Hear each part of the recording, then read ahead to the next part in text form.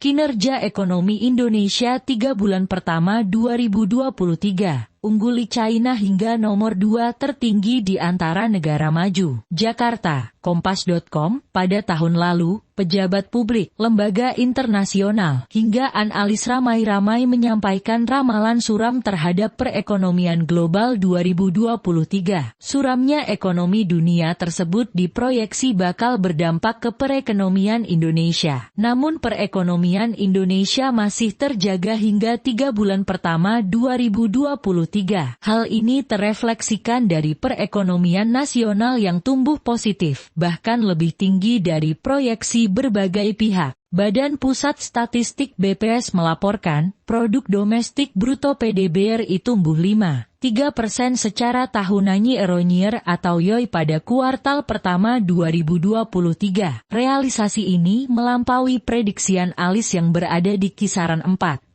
hingga 4,9%. Laju pertumbuhan ekonomi kuartal pertama tahun ini juga lebih tinggi dibanding kuartal terakhir tahun 2022. Tercatat pada kuartal IV 2022, pertumbuhan ekonomi Indonesia sebesar 5,1% secara YoY. Deputi Bidang Neraca dan Analisis Statistik BPS Mohedi Mahmud mengatakan, pertumbuhan ekonomi Indonesia masih berada dalam tren positif. Tercatat sejak kuartal IV 2021. PDB RI terus tumbuh di kisaran 5% secara tahunan. Tren pertumbuhan ekonomi tahunan masih tumbuh pada level 5% menandakan ekonomi kita masih stabil, ujar dia, dalam konferensi pers. Jumat 5 Mei 2023, pertumbuhan kuat di tengah ketidakpastian global. Realisasi tersebut menunjukkan perekonomian nasional masih terjaga di tengah ketidakpastian global. Resiliensi ini dibukukan oleh berbagai sumber pertumbuhan ekonomi. Pertumbuhan ekonomi ini lebih didorong dari kondisi ekonomi domestik yang solid,